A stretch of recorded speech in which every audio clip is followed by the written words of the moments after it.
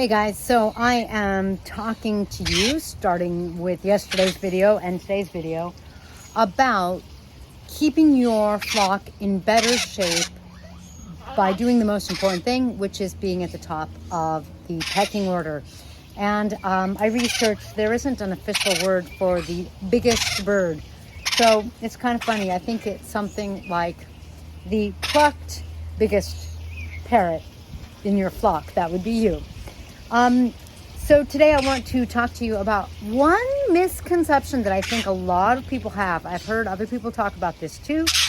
And it may shift how you see your flock in a way for the better, although you'll have to work on it. Hey guys, I'm Kaylin, the author of the Parrot Bliss Bond and the new book, Get to Know African Gray and Cape Parrots, both available on Amazon. I am here to help you improve the bond with your flock, minimizing the need for rescues. If you know that is People Thor, my white-capped Pioneus, that is Blue, who I'm working on. That's Rosie.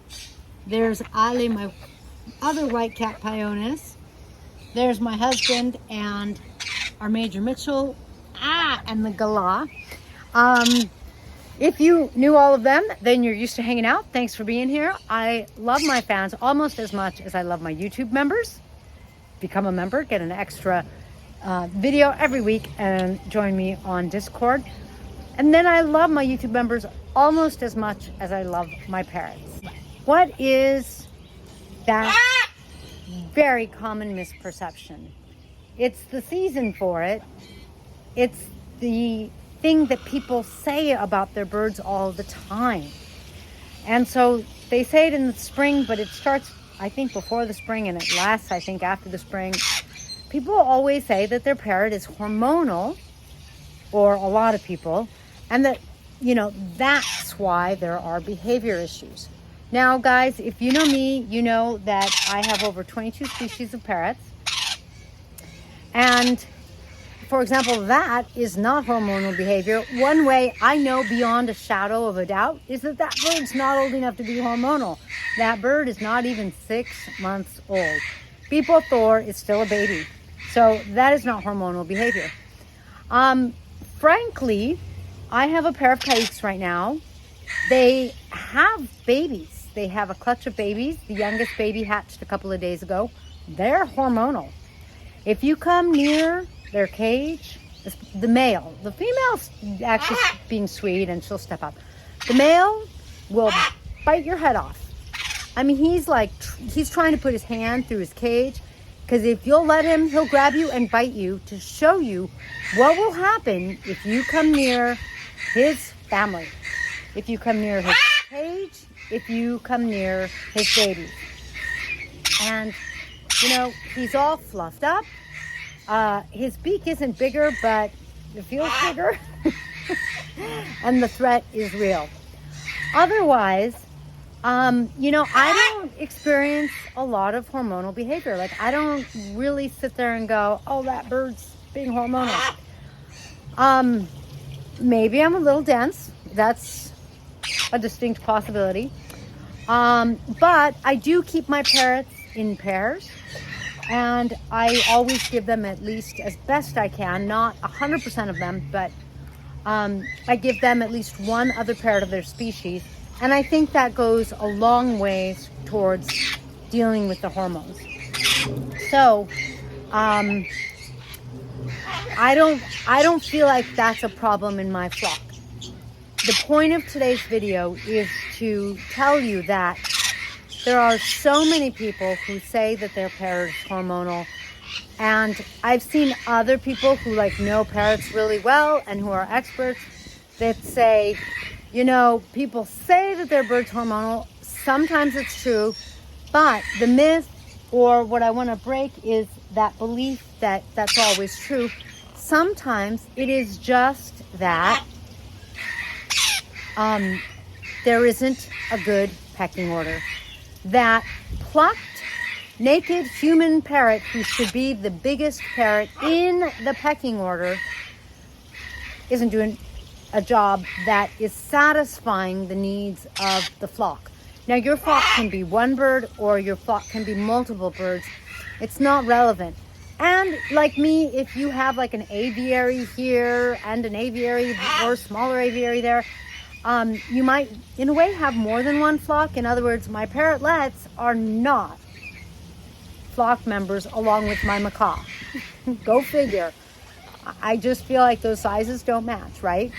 But there is peace and harmony. Someone posted a little while ago and said, I'm so glad that you're just breaking the myth that parrotlets can't be housed or must be housed by themselves, that you can't put them with other parrotlets. And it's like, what are you talking about?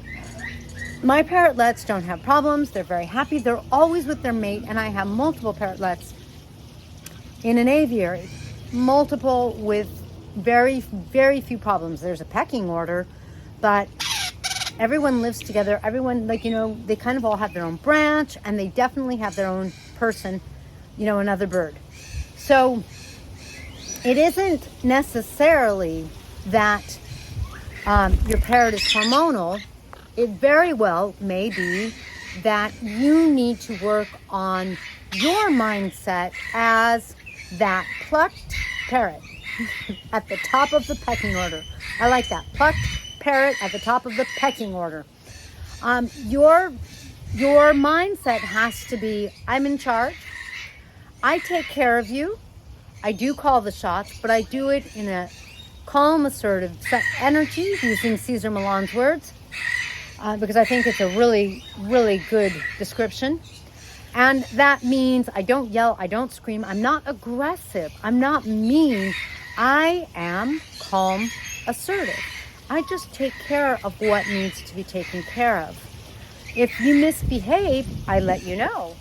But not in a nasty way, not in a hurtful way, because as a true leader, you don't have to resort to power and control. You have real power, and that's in your calm, assertive attitude. And what happens is you'll have a follow through in your actions that are so. If you suspect, hopefully I haven't insulted you. That's not my purpose. My purpose is to empower you and to help you turn into the triple P, the plucked parrot at the top of your pecking order, who is not scared of their parrots, who is not scared of getting bitten, who knows what's best for their parrots, and who knows how to take care of their parrots and help their parrots. So that was a little bite. It was more than it should have been. And so now I've said, I was going to put him on the floor. He flew away. I think that works. I think that tells him that behavior wasn't acceptable. Very simply speaking, you can say that being at the top of that pecking order is all about positively reinforcing the behaviors that you want. I'm going to watch some of my flocks. I suggest you do the same. And I'm going to see how they correct each other. I do know that one of the things they do is they go, ah! And I'm trying not to do it loudly, because then my birds here, these two guys, they're going to be like, what did I do? But they kind of make an AH sound. And it's brusque like that, right? It's not like, ah, it's not like that. It's a shoot it out sound. Or the other thing they do is they don't hurt each other's toes, but they'll go for each other's toes. I'm going to see if I could show you. And I'm just going to do it in slow motion. I touch the toe. I will squeeze the toes. Now, they obviously use their beaks, and so they pinch a little, but I don't have a beak. I'm not going to do that. I don't intend to hurt them, so I have no reason to use my nails. When it's really bad, they will bite each other's toes, and they can bleed, cut the toes, even in a worst case scenario, cut the toes off. So it is serious business. Cutting a bird off at the feet leaves them pretty desolate. You know, I mean, if a bird can't perch, they're in a lot of trouble. So doing the and just with your fingers grabbing your toes is your way of saying not acceptable. But then you shift mode. Do you have to drop that? Like you make the sound, or you touch them with your finger, and then you shift modes and you go back to your calm, assertive. and you wait for them to do the behavior you want. If they don't do what you want, I also do Caesar's. And you wait for them to do the behavior you want, and then you really positively reinforce it. By doing that, one of the things that happens is they learn what's going to get them what they want. So this is, like, to me, the very best reinforcement. The very best thing you can give your birds is not a treat, which is why I don't really walk around with treats much. I will give treats out because, for one thing, I have birds who need the nut fat, and I have other birds who need something other than, you know, they get their morning vegetables, they get their pellets, but something different. Millet or a pistachio, a seed, absolutely. But the very best thing you can give your parrot, the safety, security, and belonging to the flock. And when you provide those things as that plucked parrot at the top of the pecking order, that's too long. I'm like Big Bird, the biggest bird, but then it makes me think of Big Bird. But when you give those things, safety and security, health, well-being, and that sense of belonging, like those kinds of things. Think of Maslow's hierarchy of needs. The things at the bottom, you know, those primary needs, that changes everything. I had someone just post from yesterday's video saying that, in a nutshell, they were watching something on TV with, I think, their Corella, which is a cockatoo, and an eagle came on and freaked out the Corella. And so instead of like turning the TV off or something, my friend went in front of the cage where the parrot went and hid behind his cage, and like yelled at the TV and showed the Corella that he was going to be in charge. And like, I'm your defender. I'm at the top of the pecking order. That's my job. Don't you worry. I got you. And it worked. Of course it worked. Because our birds need to know. Anytime I've done the same, where I don't let a bird get bullied, I don't, you know, whatever it is. We had a parrotlet get out now, and we got her back in. And like now she just wants to be with us, you know, all the time, that kind of thing. Whenever a parrot understands that you are there for them, that makes all the difference. That is why some of my birds are so much the way they are, and why Rosie really, you know, she came from a really good home, so it's very different with her, but I can get this close to her. I'm not scared of her because I'm at the top of the pecking order, and she knows how to be in the pecking order, and she knows. Hi, sweetie. I would never recommend putting your face so close to such a big beak unless you really had some trust built up. You already had yours, huh? Yes, you already had your bird. We'll take you for a walk, okay? We'll take you for a walk.